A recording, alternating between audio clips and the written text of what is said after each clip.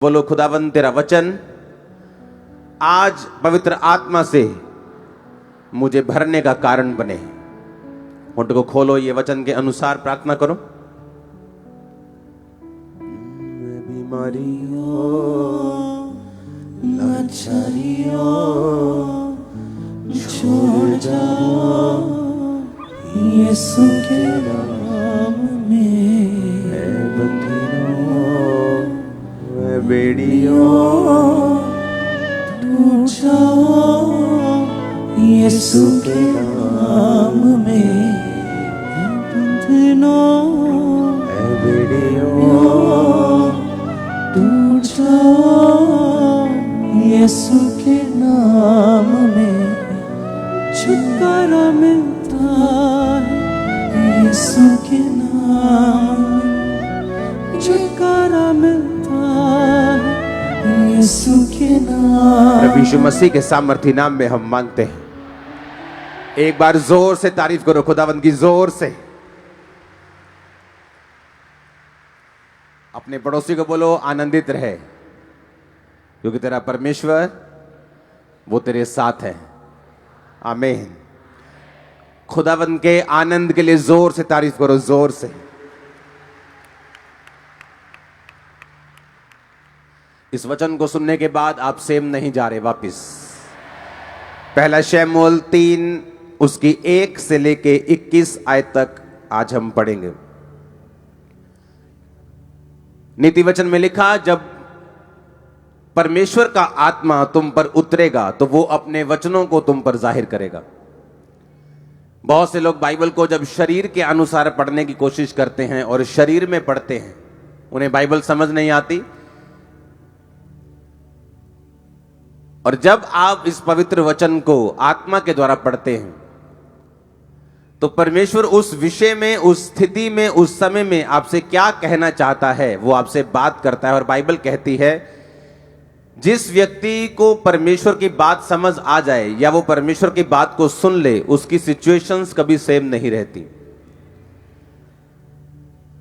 एक छुटकारा पाए हुए व्यक्ति और एक बिना छुटकारा पाए व्यक्ति में एक ही चीज का फर्क है कि उसको परमेश्वर की मर्जी मालूम थी और उसने पूरा किया, और दूसरे को परमेश्वर की इच्छा मालूम नहीं थी। एक व्यक्ति पागलपन में पूरा जीवन बिता सकता है ये सोचकर कि मेरे कर्मों का फल है, लेकिन एक क्रिश्चियन उसके अगेंस्ट फाइट कर सकता है और जीत सकता है, क्योंकि परमेश्वर ने उसे बताया है कि मैंने तुम्हें सांपों और बिच्छुओं को रौंदने का और शत्रु की सारी सामर्थ पर अधिकार दिया और किसी भी वस्तु से तुम्हें कुछ भी हानि ना होगी। पहला शमूएल 3 उसकी 1 से 21 आयत में लिखा, वह बालक शमूएल अली के सामने यहोवा की सेवा टहल करता था। उन दिनों में यहोवा का वचन दुर्लभ था और दर्शन कम मिलता था। और उस समय ऐसा हुआ कि एली की आंखें तो धुंधली होने लगी थी और उसे ना सूझ पड़ता था। जब वह अपने स्थान में लेटा हुआ था और परमेश्वर का दीपक अब तक बुझा नहीं था, और शमूएल यहोवा के आराधनालय में जहां परमेश्वर का संदूक था वहां लेटा था। यहोवा ने शमूएल को पुकारा और उसने कहा, क्या आज्ञा? तब उसने एली के पास जाकर दौड़कर कहा, क्या आज्ञा? तूने मुझे क्यों पुकारा है? वह बोला, मैंने नहीं पुकारा, फिर जा लेटा रहे। और वह जाकर लेट गया। तब यहोवा ने फिर पुकार कर कहा, हे शमूएल। शमूएल उठकर अली के पास गया और कहा, क्या आज्ञा? तूने मुझे पुकारा है। और उसने कहा, हे मेरे बेटे, मैंने नहीं पुकारा, फिर जा लेटा रहे। उस समय तक शमूएल यहोवा को नहीं पहचानता था और ना ही यहोवा का वचन उस पर प्रकट हुआ था। फिर तीसरी बार यहोवा ने शमूएल को पुकारा और वह उठकर एली के पास गया और कहा, क्या आज्ञा? तूने मुझे क्यों पुकारा है? तब एली ने समझ लिया कि इस बालक को यहोवा ने पुकारा है। इसलिए एली ने शमूएल से कहा, जा लेटा रहे। यदि वह तुझे फिर पुकारे तो तू कहना, हे यहोवा कह, क्योंकि तेरा दास सुन रहा है। तब शमूएल अपने स्थान पर जाकर लेट गया। तब यहोवा आ खड़ा हुआ और पहले के समान पुकारा, शमूएल, शमूएल। शमूएल ने कहा, कह, क्योंकि तेरा दास सुन रहा है।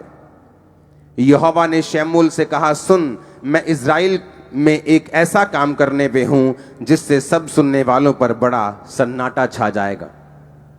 अपने हाथों को उठाकर अपनी आंखों को बंद करके खुदावन से बात करो, परमेश्वर आज जो वचन मैं सुनने जा रहा हूं ये मेरी तरक्की का, मेरी आशीष का कारण हो। अपने हाथों को उठाकर ऊंची आवाज में, ये मेरी बरकत का कारण हो। और मैं आपके लिए प्रोफेटिक वर्ड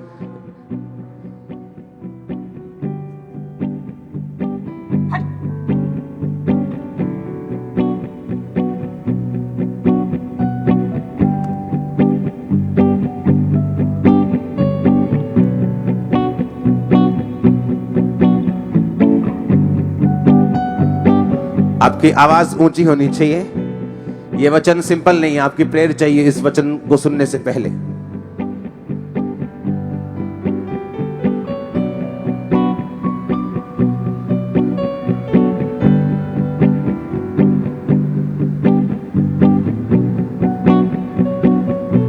प्रभु यीशु मसीह के सामर्थी नाम में हम मांगते हैं। ये वही शैमूल है जिसको हन्ना ने परमेश्वर के भवन में दे दिया था। और बाइबल कहती है वो एली याजक के नीचे काम करता था और वो भवन के सारी सेवा में लगा रहता था। एक दिन यहोवा ने जब उसे पुकारा, हे शैमूल, हे शैमूल। बाइबल कहती जैसे ही उसने परमेश्वर की आवाज को सुना, क्योंकि उसने उससे पहले परमेश्वर की आवाज को कभी नहीं सुना था, और बाइबल कहती वो उठा और अपने जाके एली के पास, सेवक के पास जाकर बोला, क्या आज्ञा, आपने मुझे पुकारा है, बताइए क्या करूं। उसने कहा मैंने नहीं पुकारा। उसने कहा ठीक है, शायद गलती लग गई होगी। वो फिर जाकर लेटा और बाइबल कहती है फिर यहोवा ने पुकारा, हे शैमूल, हे शैमूल। उसने जाकर एली को कहा तूने मुझे पुकारा है। उसने कहा नहीं, मैंने नहीं पुकारा। जब तीसरी बार भी ऐसा हुआ और जब एली समझ गया कि परमेश्वर इसको आवाज लगा रहा है, और उसने कहा शैमूल, अब जब परमेश्वर तुझे आवाज लगाए तो तू बोलना, हे यहोवा क्या आज्ञा, मैं तेरा दास सुन रहा है, तू बोल, तू क्या बोलना चाहता है। अब मैं आपसे एक क्वेश्चन करना चाहता हूं।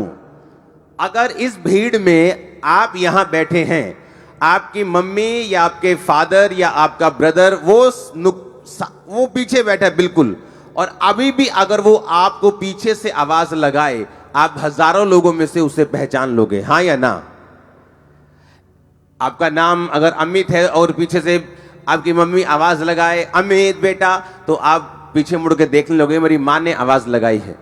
लेकिन अगर आप एक स्ट्रेंजर, एक ऐसा व्यक्ति जिसकी आप आवाज नहीं पहचानते, बाइबल कहती है मेरी भेड़ें मेरी आवाज को पहचानती हैं। हां, अगर आपकी मम्मी पीछे से पुकारे बेटा तो आप सुन लोगे, लेकिन अगर कोई और पुकारे तो आपको लगेगा किसी और को आवाज लगाई जा रही, मेरे को नहीं, क्योंकि वो आवाज आपने सुनी नहीं, वो आपकी अपने की नहीं। यीशु मसीह ने कहा मेरी भेड़ें मेरी आवाज को पहचानती हैं और वो मेरे पीछे चलती हैं। अब यहां पर जब परमेश्वर ने शैमूल को आवाज लगाई तो बाइबल कहती है उसकी आवाज, परमेश्वर की आवाज एली याजक की आवाज से बिल्कुल मेल खाती थी और 100% मिलती थी। ऐसा नहीं हो सकता कि आपको कोई और आवाज लगाए और आप अपने पापा के पास चले जाएं। अगर आपके पापा की आवाज आपको नहीं आई, आप बाहर देखेंगे जाके घर के कि मुझे कौन आवाज लगा रहा है, क्योंकि वो आपने वो आवाज सुनी नहीं। लेकिन अगर वो आवाज आपकी मां ने या बाप ने या भाई ने लगाई है, आप डायरेक्ट उसके कमरे में जाके पूछोगे कि क्या बात है, आपने मुझे पुकार रहे थे, आप बुला रहे थे, बताइए क्या चक्कर है। लेकिन बाइबल यहां कहती है कि उसने यहोवा की आवाज को पहले कभी नहीं सुना था। ए लड़के, अब तू हिला मैं तुझको बाहर कर दूंगा। रख नीचे कैमरा, मैंने अपना रख नीचे, कैमरा नीचे रख इसको, अब हिलना मत यहां से, ओके। अब आप ध्यान से सुनना। बाइबल कहती है जैसे ही एली याजक उसको मिला और उसने कहा मैंने तुझे नहीं पुकारा, वो बड़ा हैरान हुआ, फिर वापस गया, लेटा। तीसरी बार जब परमेश्वर ने पुकारा तो फिर एली याजक की आवाज में ही पुकारा। परमेश्वर की जो वचन है उसमें एक एक बिंदु, अगर बाइबल में जहां पौलुस कहता है कि तुम दाखरस के मतवाले ना बनो परंतु पवित्र आत्मा से परिपूर्ण होते जाओ, अगर आप उसके बाद बाइबल देखेंगे तो वहां पे सेमीकोलन लगा है। ऐसा सेमीकोलन होता है ना तो फुल स्टॉप लगा है ना कोमा लगा है। उसका मतलब होता है कि अभी सेंटेंस खत्म नहीं हुआ। आगे उसने लिखा, अपने आप से भजन संहिता से बातें करते हुए, गैर भाषा में प्रार्थना करते हुए धन्यवाद। यानी अगर उसने ये कहा कि तुम पवित्र आत्मा से परिपूर्ण होते जाओ, तो सेमीकोलन का मतलब कैसे होना है। बाइबल इतनी गहरी है, इतनी वो गहरी है कि एक कोमे का, एक बिंदु का, एक फुल स्टॉप का भी पूरा उसमें कारण है। अगर बाइबल में वो जिक्र है, यहां पर बहुत बड़ा कारण था कि परमेश्वर ने शमूएल से जो बात की, अपने सेवक की आवाज की मैचिंग में और पूरी तरह से अपने सेवक की आवाज के रूप में ही शमूएल से कहा, हे शमूएल, हे शमूएल। बाइबल कहती है अगर इजराइलियों के छुटकारे के बीच में, उनके और परमेश्वर के बीच में कोई कनेक्शन था, तो वो कनेक्शन मूसा का था।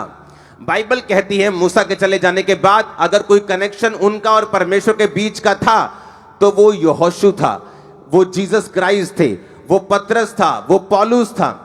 बाइबल कहती है कि परमेश्वर ने जानबूझ के, जब शमूएल को आवाज लगाई, तो उसने जानबूझ के एली की आवाज में उसको आवाज लगाई। बाइबल कहती है कलीसिया का काम जो है सिर्फ चर्च में आके बरकत को पाना नहीं है। बरकत आपको मिल जाती है जिस दिन आप यीशु मसीह को ग्रहण करते हैं अपने उद्धारकर्ता के रूप में, लेकिन जब आप चर्च में लगाए जाते हैं, रोपे जाते हैं, बोए जाते हैं, ताकि आप ग्रो कर सकें। आपका मकसद, एक पेड़ को लगाने का मकसद सिर्फ उसको ग्रो करना नहीं होता, बल्कि उस पेड़ का काम होता है फल देना, उस पेड़ का काम होता है छाया देना। बाइबल कहती है जब परमेश्वर आपको चुनते हैं और अपने भवन में लगाते हैं, जो लोग एक से ज्यादा सेवकाइयों में लगे हुए हैं वो किसी काम के नहीं, मैं आपको गारंटी दे सकता हूं। एक ऐसी मेजर सेवकाई होनी चाहिए जहां से आप परमेश्वर की आवाज को ले पाते हैं, जिसको आप रियली फॉलो करते हैं। अगर आप ज्यादा सेवकाइयों को फॉलो करते हैं, आप कहीं नहीं पहुंचते। लेकिन बाइबल कहती है अगर आप एक आवाज को सुनते हैं और फॉलो करते हैं, तो परमेश्वर आपको उस दिशा में लेके जाते हैं जो दिशा आपके लिए परमेश्वर ने चुनी है। अगर परमेश्वर ने शमूएल को भविष्यद्वक्ता के रूप में चुना, तो परमेश्वर ने जो स्टार्टिंग की वो एली की आवाज के रूप में उसको पुकारा और फिर उसको प्रोफेटिक मिनिस्ट्री में परमेश्वर लेके गया। अब मैं आपको यह बात बताना चाहता हूं, क्यों परमेश्वर ने उसको एली की आवाज में पुकारा। जैसे आपका जन्म हुआ मसीह में और आप कलीसिया में लगाए गए, बाइबल कहती है, पौलुस ने कहा वो कलीसिया जिसने उसकी 2 बार सहायता की, लेने और देने में और दानों और सहायता में, और बाइबल कहती है उसने कहा परमेश्वर तुम्हारी हर घटी को महिमा सहित मसीह यीशु में पूरा करेगा। यानी परमेश्वर की आवाज ये थी कि तुमने जब मिशनरी कामों में मेरा साथ दिया, इसलिए मैं तुमको ब्लेस करूंगा। यही काम कलीसिया का था। कलीसिया ने गलती की, सबसे पहली गलती कलीसिया की थी जब यीशु मसीह जी उठे, और जी उठने के बाद जब वो स्वर्ग चले गए, 40 दिन प्रचार करने के बाद 41वें दिन हजारों लोगों के बीच में वो स्वर्ग में गए। और बाइबल कहती है उसी तरह वो हमको लेने भी आने वाले, हमें तैयार रहना है। और बाइबल कहती है उसके बाद जब चेले प्रचार करने लगे और वही चिन्ह चमत्कार चेलों की जिंदगियों से होने लगे, वही मिरेकल्स होने लगे, और बाइबल कहती है जब चेलों पर सताव आया और याकूब तलवार से मारा गया, और बाइबल कहती है कलीसिया को गलती याद आई कि हमें सिर्फ चर्च में लगाए जाने का कारण आशीष लेना और लंगड़े चलाना और अंधों को आंखें दिखवाना नहीं है। हमारा खुद की ये रिस्पॉन्सिबिलिटी है कि हम प्रेरितों के लिए प्रार्थना करें। और बाइबल कहती है जब पतरस को भी उन्होंने मारने के लिए पकड़ा और कलीसिया लॉ लगाकर, यानी पूरी तरह से एकजुट होकर और पूरी तरह से बिना डिस्ट्रैक्शन के, कोई 1 घंटे वाली वो 1.5 घंटे वाली प्रार्थना नहीं थी। लॉ लगाकर मतलब लगातार वो बैठ चुके थे कि परमेश्वर से, जिस तरह लोग धरना लगा के बैठ जाते हैं कि जब तक सरकार हमारी बात नहीं सुनेगी हम उठेंगे नहीं, और जब सरकार देखती है कि धरना असली वाला ये उठेंगे नहीं, तो अब आपकी बात वो सुनती, लेकिन जब उसको मालूम होता है कि ये धरना बहुत लंबा नहीं चलने वाला, वो बात को मानती नहीं। उसी तरह से परमेश्वर को मालूम है कि ये व्यक्ति जब प्रार्थना में बैठ चुके हैं, लॉ लगाकर वो प्रार्थना कर रहे हैं, और बाइबल कहती परमेश्वर ने अपने स्वर्गदूतों को रिलीज किया। वो पतरस के पास गया, जेल के अंदर जाके उसकी खुद सांकलें खोली, जेल के दरवाजे खोले, कितने पहरों में उनको रखा, कितनी लेयर्स में उनको रखा जाता था सिपाहियों के पहरे में, उन सबको छोड़कर परमेश्वर ने उसको आजाद किया, अपने घर वापस लेके गया।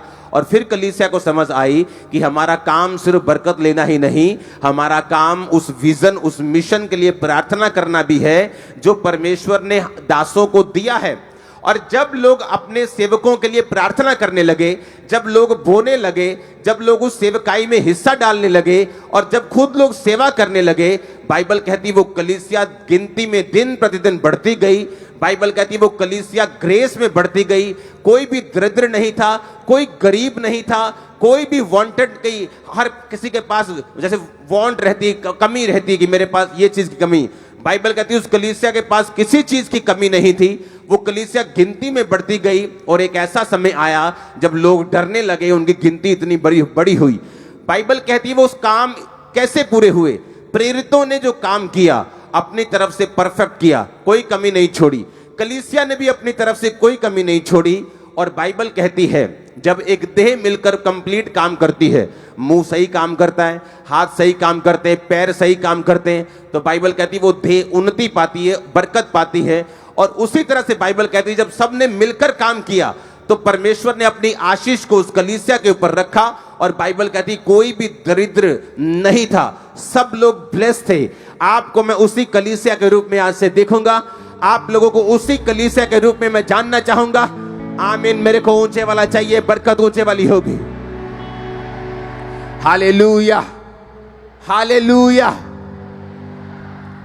अब परमेश्वर का जो मकसद था वो मकसद था कि शमूएल के जरिए हमें ये बात को समझाना कि बाइबल कहते जब इजराइलियों ने प्रार्थना की कि परमेश्वर, शैतान ने ज्यादा तंग करना शुरू किया। अगर शैतान ज्यादा तंग ना करता, मिस्री ज्यादा तंग ना करते, तो कभी प्रार्थना वो बढ़ाते नहीं, सदा उस कंडीशन में पड़े रहते। जो कोई भी चीज, जो कोई भी विरोध, जो कोई भी सताव आप अपने आसपास देख रहे हो, वो एक्चुअल में आपको आपके कंफर्ट जोन से बाहर निकालकर परमेश्वर की एक बड़ी मर्जी को पूरा करने के लिए है, जो आपके बीच में आने वाले कुछ सालों में पूरी होने वाली है। और आपका आमीन। वो चीजें जो मैं बोल नहीं सकता, मेरी प्रार्थना है कि परमेश्वर आपके हृदयों में वो चीजें डाल दे कि आप राज्य करने वाले हैं। आमीन। ऊंचाई आशीष आपकी ये चर्च। Hallelujah, hallelujah. अब जब इजराइलियों ने प्रेयर की, जब शैतान को ये बात मालूम है, मैं आपको बार बार ये चीज बताता हूं, उसको मालूम है अंधेरे में खड़े को कि दूर से कोई रोशनी आ रही है। वो ट्रक की है कि बस की है कि कार की है कि बाइक की है, उसे ये नहीं मालूम, पर उसे मालूम है कुछ हो रहा है। शैतान को मालूम हो चुका है कि आप लोग बढ़ने वाले हैं, ब्लेस होने वाले हैं। और इसीलिए बाइबल कहती है जब राजा को डर पैदा हो गया कि ये लोग इतने सामर्थ में बढ़ गए हैं, तो बाइबल कहती वो उन्हें दुख देने लगे, उन्हें धमकियां देने लगे। लेकिन बाइबल कहती धमकियों के बावजूद भी, दुखों के बावजूद भी इजरायली लोग बढ़े और इतना बढ़े, इतना बढ़े, इतना बढ़े क्योंकि यहोवा परमेश्वर उनके साथ था। अब शैतान को मालूम है कि क्या होने वाला है, इसीलिए वो सताव का, वो विरोध का, वो हर मीडियम का यूज करेगा। लेकिन मैं आपको ये बात यीशु मसीह के इस कुर्सी से बताना चाहता हूं, वो इतना शर्मिंदा होगा आज तक कभी ना हुआ होगा। इतना शर्मिंदा होने वाला हो, वो शर्मिंदा होने वाला यीशु मसीह के सामर्थी नाम में। Hallelujah, hallelujah. और बाइबल कहती है जब उन्होंने प्रेयर की, परमेश्वर हमें छुड़ा, परमेश्वर ने मूसा को खड़ा किया। जब उन्होंने प्रार्थना की परमेश्वर हमें बचा, उन्होंने यहोशू को खड़ा किया। जब उन्होंने प्रार्थना की परमेश्वर हमें इन फलिश्तियों के हाथ से छुड़ा, तो बाइबल कहती है उसने सैमसन को पैदा किया। जब उसने फिर प्रार्थना की परमेश्वर मुझे छुड़ा, तो उन्होंने गिदोन को पैदा किया। जब भी परमेश्वर ने अपने लोगों को ब्लेस करना चाहा है, परमेश्वर ने अपने लोगों को खड़ा किया है। और बाइबल कहती है कि वही लोगों की आवाज की सिमिलैरिटी में, सेम उस आवाज में परमेश्वर इसलिए बात करता है ताकि वो आपको दिखा सके, समझा सके कि ये वो जन है जिसको तूने फॉलो करना है। पौलुस कहता है तुम मुझे फॉलो करो जिस तरह मैं क्राइस्ट को फॉलो करता हूं। यानी मैं परमेश्वर से दर्शन को लूंगा, तुम्हें वो दर्शन को बताऊंगा, और अगर तुम उस दर्शन के अनुसार चलोगे, तुम और तुम्हारा घराना कभी भी सेम ना रहोगे। ना तुम्हारा फाइनेंस, तुम्हारी बॉडी, तुम्हारी सेहत, तुम्हारे बच्चे। आमीन हो चाहिए, बरकत आपकी है चर्च। Hallelujah, hallelujah. जब परमेश्वर के दास शमूएल ने रिकॉग्नाइज कर लिया कि परमेश्वर की आवाज जो थी वो शमूएल के, वो उसके जो स्पिरिचुअल फादर एली के रूप में परमेश्वर ने थी, और जब उसने समझाया और उसने डायरेक्ट किया, क्योंकि जो परमेश्वर के दास हैं, जब आप उनका पीछा करते हैं तो वो इसलिए पीछा नहीं करवाते कि वो अपना पीछा करवा सके।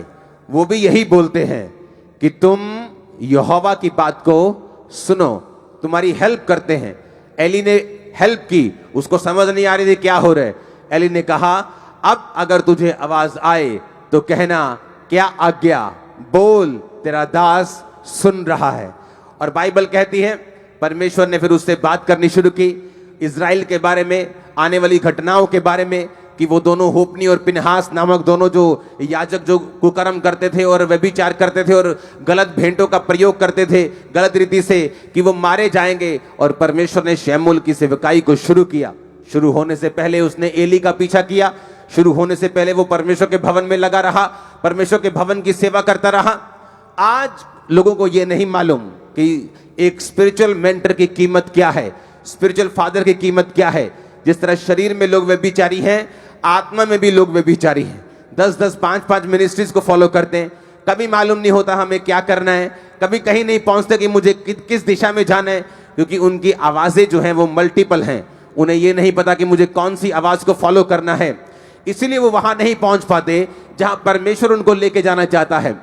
अब परमेश्वर ने अपनी आवाज में, जब एली की आवाज में उसको आवाज लगाई, तो परमेश्वर ने ये बता दिया कि तुझे मैंने, तेरे स्पिरिचुअल फादर अपने दास की आवाज में इसलिए आवाज लगाई है ताकि ये मैसेज दुनिया तक पहुंच सके कि अगर परमेश्वर तुम्हें छुड़ाना चाहता है, वो तुम्हें अच्छी संगति देगा, वो तुम्हें जीवित चर्च देगा, वो तुम्हें अच्छे दास देगा। तुम दुनिया में जहां भी मुझे सुन रहे हो, जहां भी तुम जिस चर्च में जाते हो, वो जीवित चर्च होनी चाहिए, जीवित वचन होना चाहिए, हर एक चीज वहां होनी चाहिए।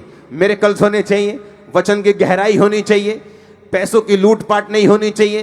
बाइबल कहती है जब आप इन वचनों को सुनकर परमेश्वर की आवाज को समझना शुरू कर देते हैं, तो वो आपकी बुलाहट में आपको एंटर करवाना शुरू करता है। जिसके लिए उसने आपको अपने पास बुलाया, जिस काम के लिए परमेश्वर ने आपको चुना, वो एक प्रॉफिट हो सकता है, वो एक सेवक के रूप में हो सकता है, एक डॉक्टर के रूप में हो सकता है, एक नर्स के रूप में हो सकता है, एक बिजनेसमैन के रूप में हो सकता है। हर एक व्यक्ति की कॉलिंग अलग अलग है। वो कॉलिंग परमेश्वर आप तक पहुंचाता है जब आप भवन में लगाए जाकर इन सब अपनी ड्यूटीज को पूरा करते हैं। अगर आप प्रार्थना कर सकते हैं, आप प्रार्थना करते हैं। अगर आप बीज बोना जानते हैं, आप बीज बोते हैं। अगर आप कुछ भी करना जानते हैं, आप कोई भी वरदान आपके पास है, गिफ्ट आपके पास है, आप उसे परमेश्वर के भवन के लिए, आप उसे सेवकाई के लिए यूज करते हैं। और इसी काम के लिए परमेश्वर ने आपको अपने पास बुलाया। उसने सिर्फ ऐसी कलीसिया बनने के लिए आपको नहीं बुलाया कि आप आए, आमीन आमीन करें, अपनी हीलिंग ले, ब्लेसिंग ले, अपनी साल्वेशन ले और यहां से चले जाएं। बाइबल कहती है आप ब्लेस्ड हैं दूसरों को ब्लेस करने के लिए, डिलीवर हैं दूसरों को डिलीवर करने के लिए, आप चंगे हैं दूसरों को चंगा करने के लिए, आप बचाए जा चुके हैं दूसरों को बचाने के लिए। ओ आमीन ऊंचा चाहिए, ये बरकत आपकी है। आज के बाद अब जब यहां से जाएं, आप दूसरों को बचाने वाले बने, दूसरों को हील करने वाले बने, दूसरों को डिलीवर करने वाले बने, दूसरों को आजाद करने वाले बने, अपने परिवार को बचाने वाले बने। आमीन ऊंचा, पवित्र आत्मा आप पे उतरे यीशु मसीह के नाम में। Hallelujah, hallelujah. और ये परमेश्वर का प्लान था, इसलिए उसने गलती नहीं की। इस दुनिया में 800 करोड़ लोग हो चुके हैं। 800 करोड़ में कम से कम आप लगा लो 780 करोड़ लोगों की आवाज एक दूसरे से नहीं मिलती होगी। हाँ, कुछ की थोड़ी बहुत मिलती है, लेकिन एग्जैक्ट नहीं। लेकिन बाइबल कहती परमेश्वर ने एली के आवाज, एग्जैक्ट आवाज में ही उसको आवाज लगाई। वो आपको एक मैसेज देना चाहता है कि परमेश्वर का मुंह नहीं है, मेरा मुंह उसका मुंह है, आपके हाथ उसके हाथ हैं। आप मेरी बात ध्यान से समझेंगे तो जरूर ब्लेस होंगे। आज मैंने कहा उसका मुंह नहीं है, मेरा मुंह उसका मुंह है, आपके हाथ उसके हाथ हैं। वो जितने समर्पित हैं उतना वो काम कर लेगा, और जितना वो काम करेगा उतना वो आपको ब्लेस करेगा। आमीन। जिन व्यक्तियों का शरीर परमेश्वर के लिए समर्पित है, पवित्र आत्मा उनसे गैर भाषाओं के जरिए दूसरे लोगों के लिए, दूसरे देशों के लिए, जिनको आप जानते तक नहीं, उनके लिए वो प्रार्थना करवाता है आपके अंदर से। जो पवित्र आत्मा के साथ समर्पित हृदय के साथ चलते हैं, आप गैर भाषा में प्रार्थना करते हैं, आप नहीं जानते आप किन के लिए प्रार्थना कर रहे हैं। अपने लिए प्रार्थना कर रहे हैं कि दूसरे के लिए कर रहे हैं कि सेवक के लिए कर रहे हैं। और इसीलिए पौलुस ने कहा था, जब मैं गैर भाषा में प्रार्थना करूंगा तो मैं आत्मा से भी करूंगा और बुद्धि से भी करूंगा। बुद्धि से यानी कि मैं प्रेयर पॉइंट्स के साथ भी करूंगा, लिखकर प्रार्थना भी करूंगा, और आत्मा के साथ प्रार्थना भी करूंगा। और जब आप पवित्र आत्मा को अपना शरीर देते हैं, एक व्यक्ति जो व्यभिचार में उलझा हुआ, पाप में उलझा हुआ, फोन में उलझा हुआ, फेसबुक में उलझा हुआ, इंस्टाग्राम में उलझा हुआ, वो परमेश्वर के सामने समर्पित नहीं है। वो ऐसा व्यक्ति नहीं जिसे पवित्र आत्मा यूज कर सके। वो आशीषित हो सकता है, ब्लेस्ड हो सकता है स्वर्ग भी चला जाए अगर कोई मेजर पाप उसकी लाइफ में नहीं है। लेकिन क्या वो इस्तेमाल हो रहा है खुदावंद के लिए? क्या वो यूज हो रहा है? अगर आप यूज होना शुरू होंगे, इस्तेमाल होना शुरू होंगे, वो चाहे थोड़ी स्टार्टिंग क्यों ना हो, शुरुआत थोड़ी क्यों ना हो, वो आपकी जनरेशंस को चुन लेगा, आपके पोतों पोतों तक को चुन लेगा। सारा पैटर्न चेंज हो जाएगा, सब कुछ बदल जाएगा। दो गाड़ियों के ट्रैक जब चलते हैं साथ साथ, एक लुधियाना तक जाता है और एक मुंबई तक जाता है, लेकिन अभी दोनों साथ साथ चल रहे हैं। अगर आप ट्रैक चेंज करेंगे तो ज्यादा फर्क नहीं लगता, ये भी इधर जा रहा है और ये भी इधर जा रहा है। लेकिन एक समय आता है जब वो ट्रैक अलग हो जाता है, आगे बढ़ जाता है, अलग ही हो जाता है।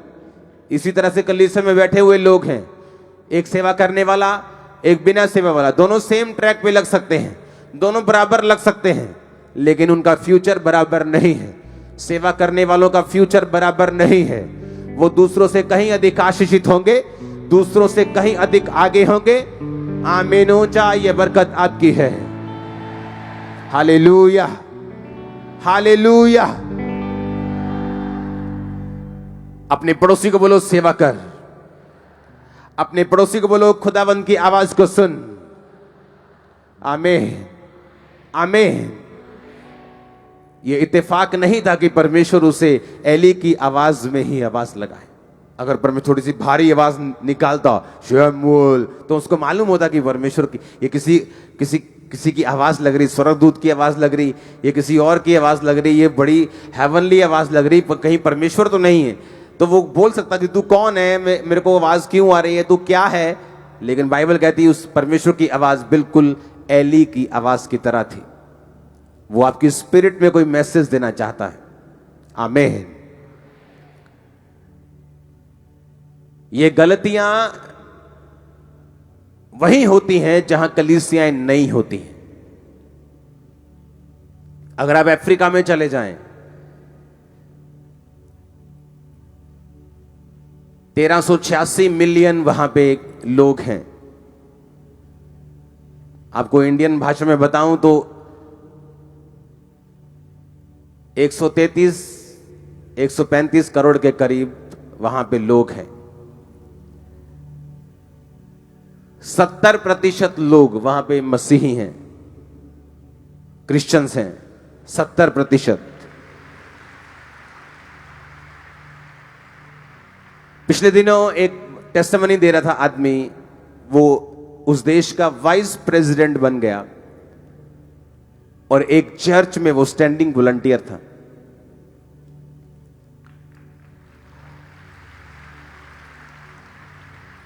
डेक बाइबल को लिखने वाला।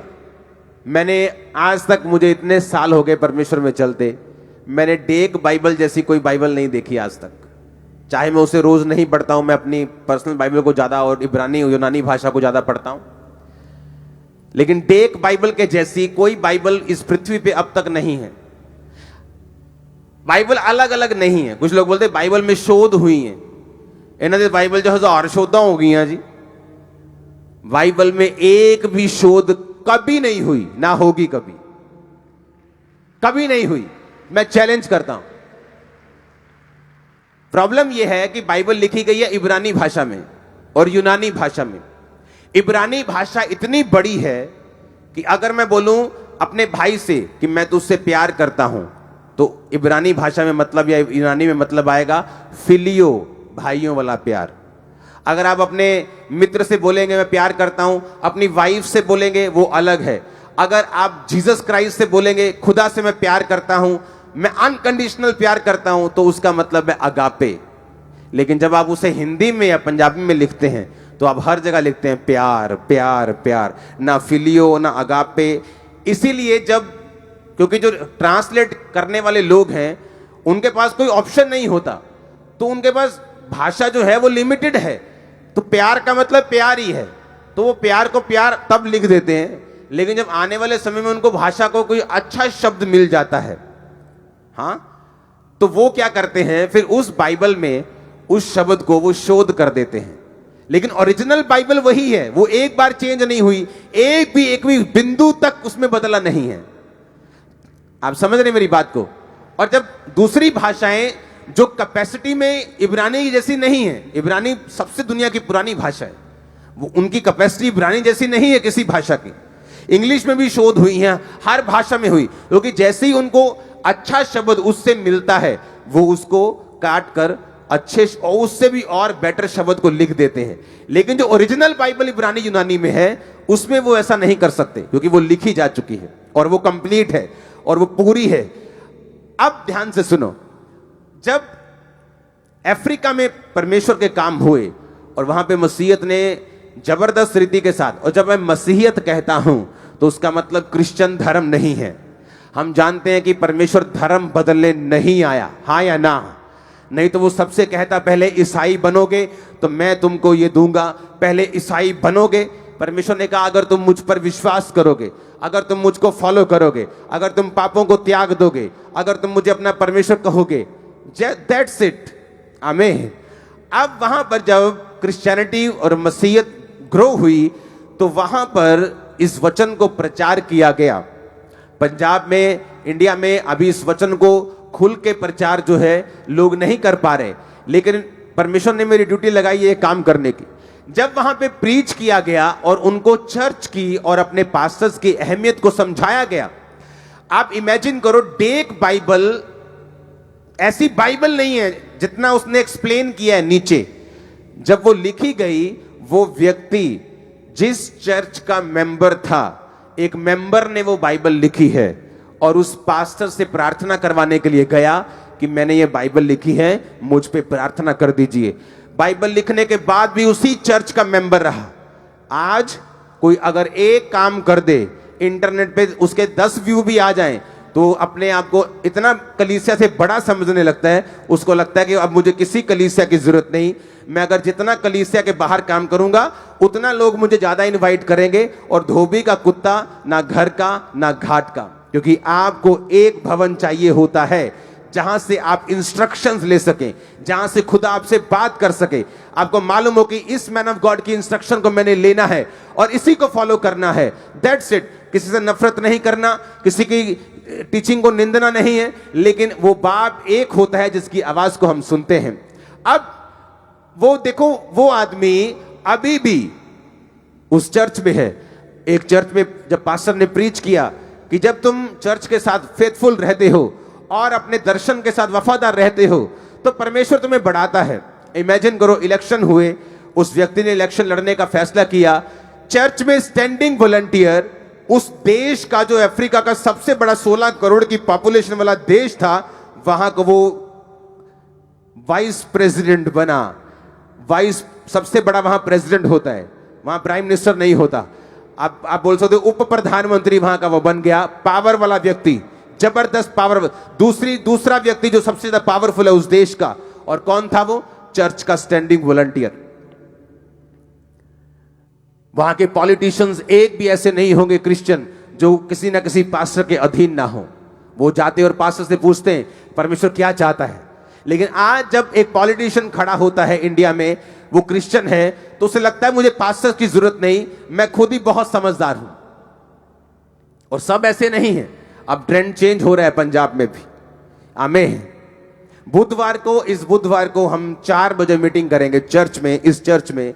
और पंजाब के जितने क्रिश्चियन पॉलिटिशियंस हैं, आपको यहां पे होना है 4 बजे। मेरे साथ आपका डिनर है, हम इकट्ठे डिनर करने वाले हैं इस बुधवार को शाम को।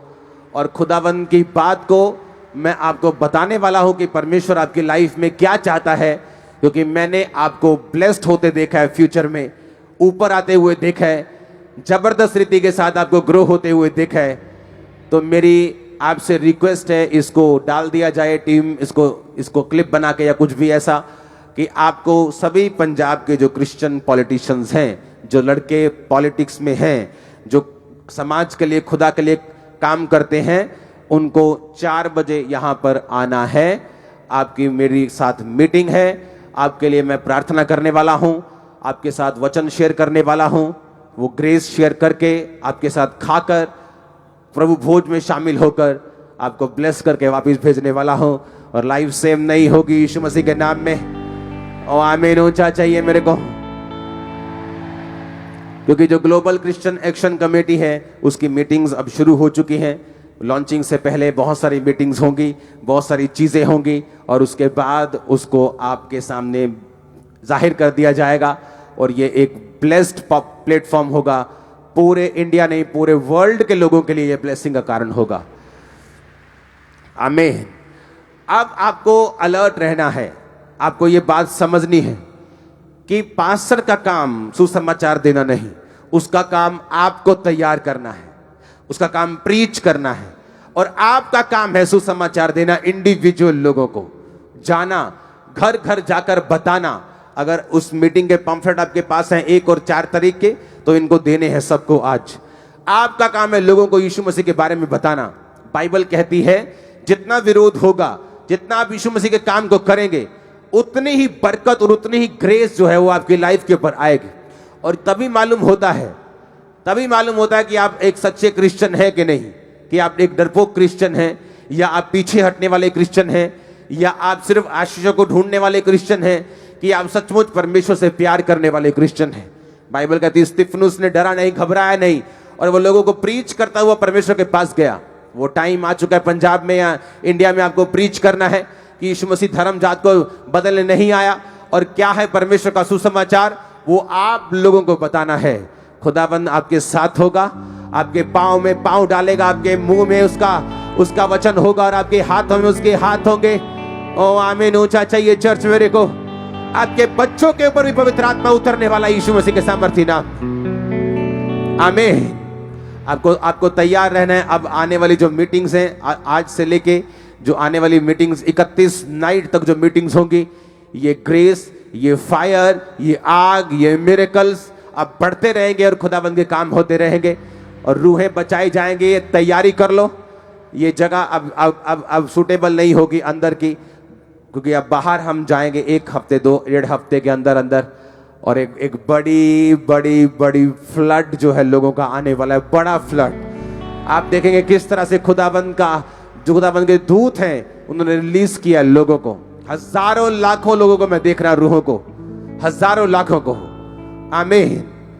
आपको इस दर्शन में अब सिर्फ एक हाथ से नहीं, दोनों हाथों से रहना है, एक आंख से नहीं, दोनों आंखों से रहना है, कंप्लीट रहना है और खड़े रहना है। लाइफ सेम नहीं होने वाली, लाइफ सेम नहीं होने वाली चर्च। Hallelujah, hallelujah. अगर आज आप अफ्रीका में देखेंगे तो वहां पर आपको डॉक्टर्स क्रिश्चियन मिलेंगे, वहां पर आपको बहुत से लोग जो हैं वो मसीही मिलेंगे, पॉलिटिशियंस मसीही मिलेंगे। क्योंकि जब पॉलिटिक्स का जिक्र होता है तो लोगों के दिमाग में यही होता है कि घपलेबाजी, गालियां, धरने, दंगे। लेकिन जो पॉलिटिक्स है वो एक्चुअल में ऐसी नहीं है।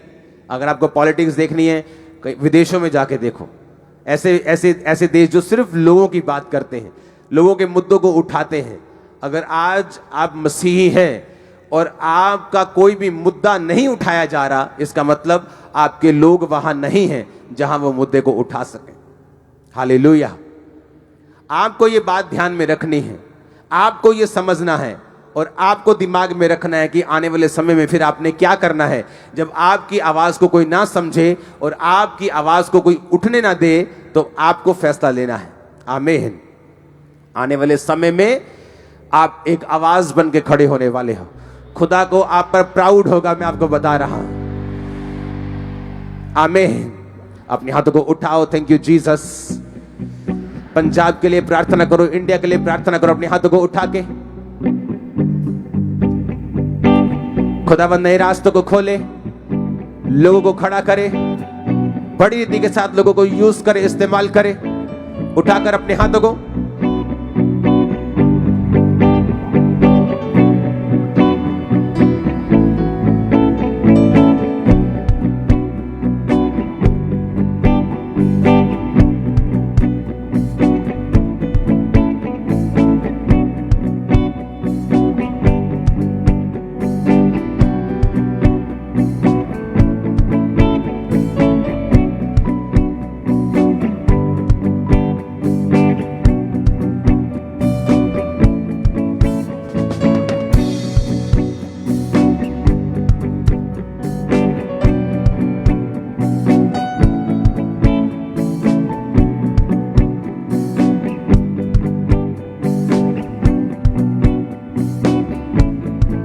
यीशु मसीह के सामर्थ्य नाम में हम मांगते हैं। आप जानते हैं पंजाब में बेदारी क्यों है?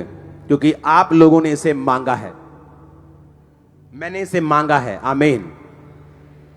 आप जानते हैं क्यों मिरेकल्स हो रहे हैं, क्यों हीलिंग्स हो रही? क्योंकि ये मेरी इच्छा थी, ये आपकी इच्छा थी कि खुदावंद काम कर, खुदावंद लंगड़ों को चला, खुदावंद अंधे देखने चाहिए, खुदावंद मीटिंग में बहरे सुनने चाहिए। ये इच्छा थी। उसने कहा जो तू मांगेगा वो तू पाएगा। आप जानते पहली बार बाइबल में राजनीति का जिक्र कब आया? शमूएल के ही जरिए, जो बाइबल का सबसे बड़े प्रॉफिट्स में से एक मेजर प्रॉफिट था शमूएल।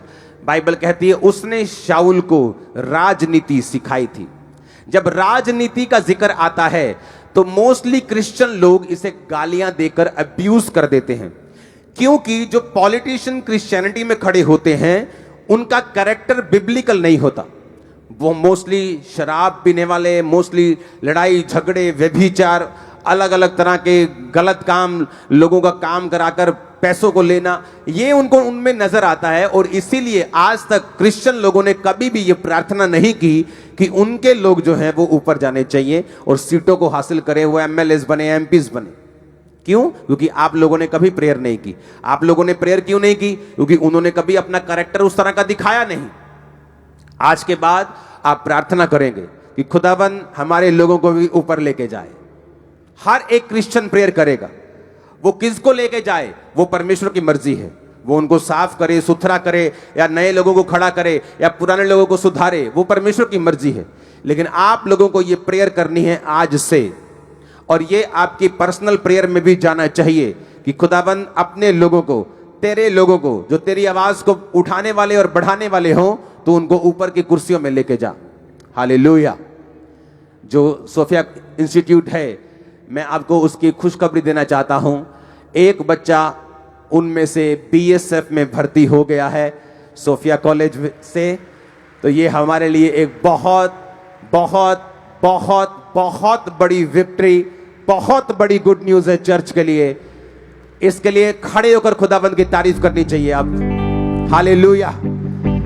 खड़े होकर खड़े होकर खड़े होकर जिंदाबाद जिंदाबाद जिंदाबाद जिंदाबाद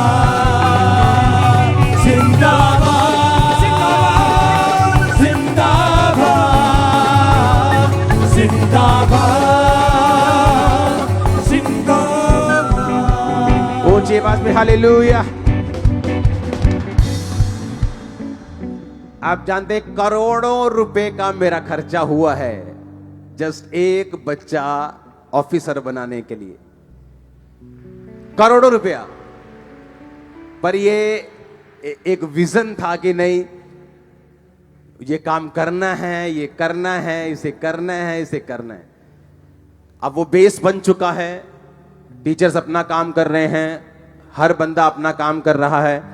सारा स्टाफ अपना काम कर रहा है, और एक बच्चा जो इसी चर्च का मेंबर था, बिल्कुल नॉर्मल घर से, एक गरीब घर से बोल सकते हैं, नॉर्मल शायद मीडियम क्लास फैमिलीज में भी मिला नहीं हूं, उसने पेपर दिए। उसको बोला गया कि तुझे पेपर्स देने हैं, क्योंकि मैंने अपने कॉलेज में जाकर उनको एक सलाह दी थी कि आईएएस हमने बनना है, लेकिन आप ये कोशिश करो कि बीच बीच में जो दूसरे पेपर्स हैं कि बीएसएफ में जाने के लिए, तहसीलदार बनने के लिए, आईपीएस बनने के, वो भी देते जाओ। क्योंकि जैसे ही आपको मालूम होगा कि मैं तहसीलदार बन गया हूं, फिर आप आईएएस भी बन सकते हैं, उसके बाद तैयारी कर सकते हैं। तो उस तरह से बच्चों को तैयार किया गया। एक बच्चा, उसकी सरकार ने उसकी ऑफर लेटर निकाल दी है, बीएसएफ में, बॉर्डर सिक्योरिटी फोर्स में भर्ती हो गया। उसको जल्दी आपके सामने वो आएगी बच्ची जो है, और वो आपको अपनी टेस्टिमनी देगी। उस कॉलेज के बारे में भी हम बात करेंगे, लेकिन अब वो विजन जो परमेश्वर ने दिया था, वो उसकी स्टार्टिंग हो चुकी है। ओके, तो अब मैं भी, जब मुझे उन्होंने रिजल्ट दिया, मैंने कॉलेज को बोला था कि आप मुझे रिजल्ट दो, आप मुझे दिखाओ कि आप क्या कर सकते हो, तो उन्होंने रिजल्ट दे दिया। अब उस कॉलेज में मैं ज्यादा टाइम दूंगा, ज्यादा उसमें इन्वेस्ट होगा, क्योंकि मुझे मालूम है कि अगर एक बच्चा हमारा, एक बैप्टाइज्ड बच्चा, आत्मा से भरा हुआ बच्चा जब भारत की रक्षा करेगा, सिक्योरिटी में जाएगा, तो वो कैसे काम करेगा आपको मालूम है। हालेलुया। तो जितने भी पंजाब का यूथ है, आपको उस कॉलेज में जाने के कोई पैसा नहीं देना, वो फ्री ऑफ कॉस्ट है, उसकी पढ़ाई का कोई पैसा नहीं। जस्ट आपको जाना है, जस्ट जाकर पढ़ना है, जस्ट जाकर जो पढ़ाई आपको कराई जाती है उसको फॉलो करना है। आमीन। हर टाइम बाहर जाने की चिंता मत करो, आपको यहां भी कुछ करना है। हालेलुया। और क्या है, अगर 1 साल, 2 साल, आप 3 साल डेडिकेट कर दें कि मुझे ये पढ़ाई करनी है, तो देखो बच्ची ने क्रैक कर लिया एग्जाम को। और भी बच्चे हैं, मेरे को बताया गया 10 से अधिक बच्चे हैं जो इस लाइन में हैं, जो कहीं ना कहीं फिक्स हो जाएंगे। तो अब वो टाइम आ चुका है जब आप अपने बच्चों को बड़े पोजीशन पर भेजने के लिए तैयार रहें। वो टाइम आ चुका है जब आप क्रिश्चियन पॉलिटिशियंस के लिए प्रार्थना करें कि परमेश्वर उनको ऊंचा स्थान दे, उनको एमएलए, उनको एमपीस का स्थान दे। आप सुनो मेरी बात, जब भी मैं कोई नया विजन शुरू करता हूं, लोगों को समझ नहीं आता, लेकिन बाद में समझ आता है। जब वो कॉलेज शुरू किया, लोगों को लगता था कि हम शायद कमर्शियल होने की तरफ चल पड़े हैं। वो कमर्शियल नहीं था। आज भी लाखों रुपया जो खर्चा है वो चर्च पे करता है उनको महीने का, जो सैलरीज हैं, जो बिजली का खर्चा है, जो रहने का खर्चा है, वो चर्च पे करता है। बच्चे सिर्फ कुछ महीने का, कोई फीस, 1 रुपया भी महीने की फीस नहीं, वो कुछ पे नहीं करते। लेकिन जब वो कॉलेज खोला गया तो लोगों को लगा कि शायद चर्च कमर्शलाइज होने लगी। ये चर्च कमर्शलाइज ना थी, ना है, ना ही कभी होगी। ये सिर्फ खुदा के कामों में चलने वाली चर्च है। तो आज जब एक बच्चा भर्ती हुआ, एक टाइम था चर्च में 3 मेंबर थे, आज कितने हैं आपको मालूम है? हाँ, आज शायद अमेरिका की ब्रांच की ओपनिंग है, अगले संडे ऑस्ट्रेलिया में ब्रांच की ओपनिंग है। वो पोस्टर दिखा दो अगले संडे का, सिडनी में। उससे अगले संडे या उससे अगले संडे फिर ऑस्ट्रेलिया में एक और ब्रांच की ओपनिंग है, फिर एक मोगा में ओपनिंग होगी, फिर चंडीगढ़ में ओपनिंग होगी। सुनो मेरी बात, मिनिस्ट्री 300-400 की स्पीड से जा रही, जितनी धरती पे चल सकती है ना, बस उड़ना ही। आप समझ रहे मेरी कि ये कार अगर 300, 350, 400 हाईएस्ट है, उसके बाद फ्लाइट ही ऐसी था। अब आपको ये कॉल लेनी है, आपके बच्चे जो 10th में हैं उनको आप कॉलेज में भेजो, वो पढ़ें, ताकि 11 जब 12 करें, जब बीए अपनी ग्रेजुएशन कर लें, तो वो बिल्कुल तैयार हो, ताकि कोई भी पेपर आए तो उन्हें मालूम हो मुझे किस तरह से देना है, और वो ऊंची पोजीशंस के ऊपर जाएं। ऊंची पदवियां आपकी हैं, मैं आपको वो आपकी हैं। तुम्हारे वो सुनो, कोई और ले जाए तुम्हारी गलती है, तुम्हारी मिस्टेक है, तुम्हारी मिस्टेक है। तुम्हारे बाप दादा दिहाड़ीदार थे, तुम्हारी गलती नहीं है। अच्छे हैं दिहाड़ीदार लोग, मैं उनसे प्यार करता हूं, लेकिन अगर तुमने भी वही रहना है, तुम्हारी गलती है। अगर तुमको कॉलेज दिया, तुमको स्थान दिया, तुमको सिस्टम दिया, तो फॉलो क्यों नहीं करते तुम? जस्ट पढ़ना नहीं आता। लेकिन वही इंग्लिश में ब्लू फिल्म देखनी हो तो सारी समझ आती है, फेसबुक पोस्ट इंग्लिश में हो तो सारी समझ आती, लेकिन पढ़ाई समझ नहीं आती। अरे क्या हो जाएगा, 1 साल एक्स्ट्रा लग जाएगा, 2 साल एक्स्ट्रा लग जाएंगे इंग्लिश सीखने में। हाँ, हिंदी में भी पेपर हो जाते हैं, पंजाबी में भी हो जाते हैं, लेकिन अगर आप फैसला कर ले तो आप पढ़ सकते हैं, आप फॉलो कर सकते हैं। आमीन। अब आपको कॉल लेनी है कि आपको अपने बच्चों को पढ़ाना है, अफसर बनाना है, या आपको वही काम करने हैं जो आप करते आ रहे हैं। क्योंकि मैंने देखा है, जब ये पढ़ाई कर लेते हैं बच्चे आईएएस की, आईपीएस की, अगर वो नहीं भी उस ऑफिसर जोन में जाते तो भी वो इतने पढ़े लिखे होते हैं कि जो नौकरी आम बीए वाले को नहीं मिलती वो उनको मिल जाती है। मतलब फेल होने के बाद भी उनका स्कोप हाई रहता है दूसरे लोगों से। कितने मेरी बात को समझ रहे हैं कि एक बीए करके, बीकॉम करके भी तो वही है ना, तो साथ साथ क्यों नहीं हमें अफसर बनने की तैयारी करनी चाहिए। तो मेरा ये आपको मैसेज है, आज के बाद कलीसिया जब प्रार्थना करेगी तो वो प्रेयर करेगी कि परमेश्वर अपने बच्चों को, अपने यूथ को ऊंची पोजीशंस दे और पॉलिटिशियंस को ऊंचा स्थान दे, और क्रिश्चियनिटी में सब ऊंचे स्थान पर होने चाहिए। ये आप लोगों की प्रार्थनाएं होंगी। Hallelujah, hallelujah. क्योंकि मुझे मालूम है अगर आज तक पंजाब में और इंडिया में, खासकर उत्तर भारत में, अगर क्रिश्चियन पॉलिटिशियंस नहीं बढ़े तो उसका एक मेजर कारण उनका पास्टर्स के साथ एक अगुवा ना होना, और दूसरा कारण कलीसिया का उनके लिए प्रार्थना ना करना, और तीसरा कारण उनका अपना चरित्र उनको स्ट्रांग करना। ये 3 कारण मैंने देखे हैं।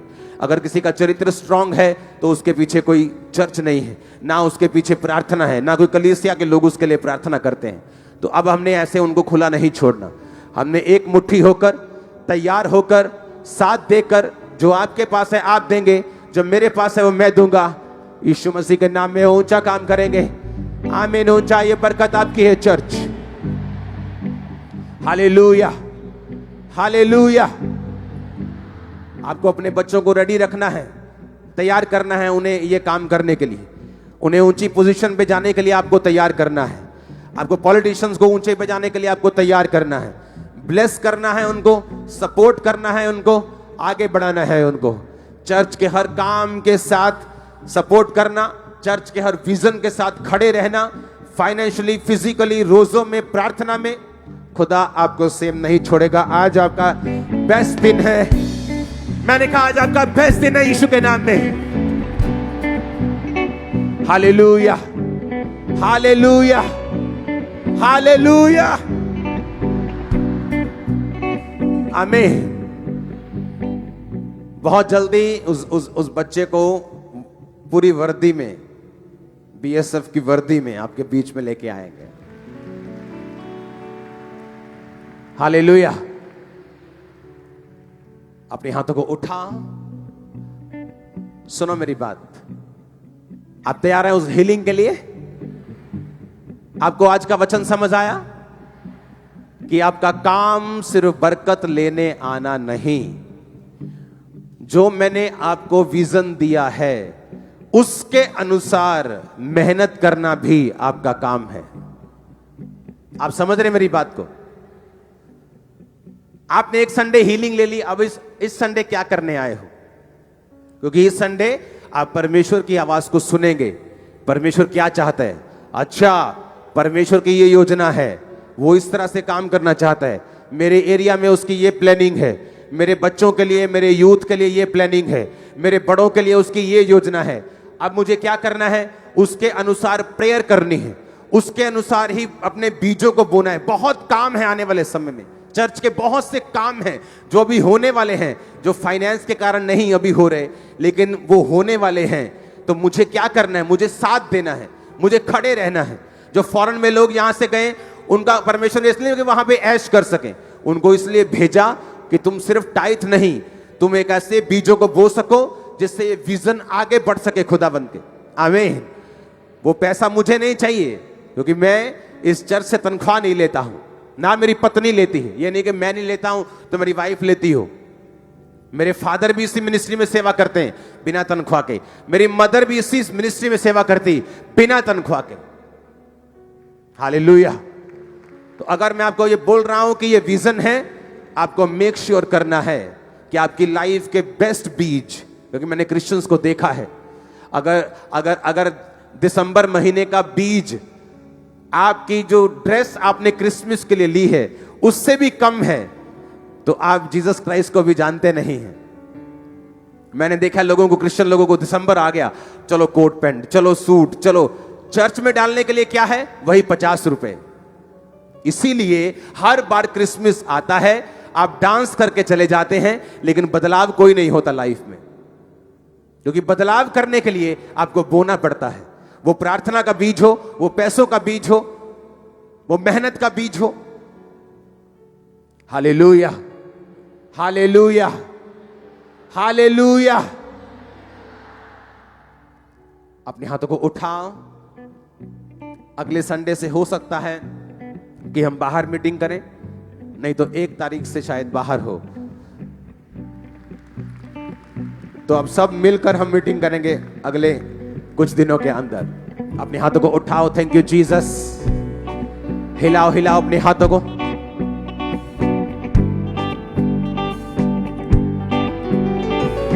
हिलाओ अपने हाथों को, हिलाओ हिलाओ हिलाओ अपने हाथों को।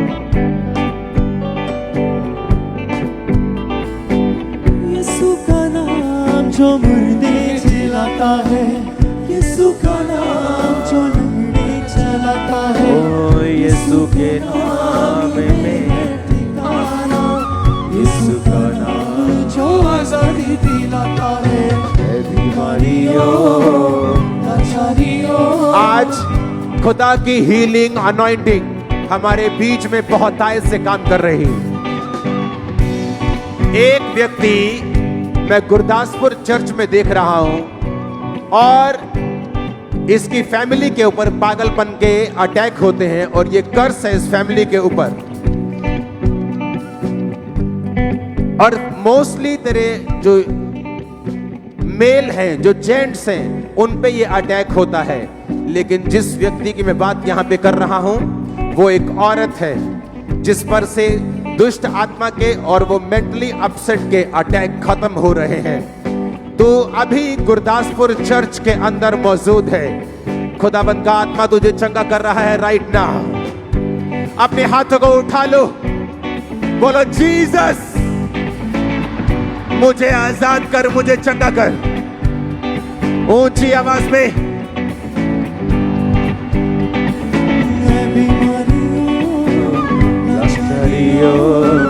छोड़ जाओ यीशु के, पुकारो जीसस, जीसस मुझे आजाद कर खुदाबंद। ऊंची आवाज में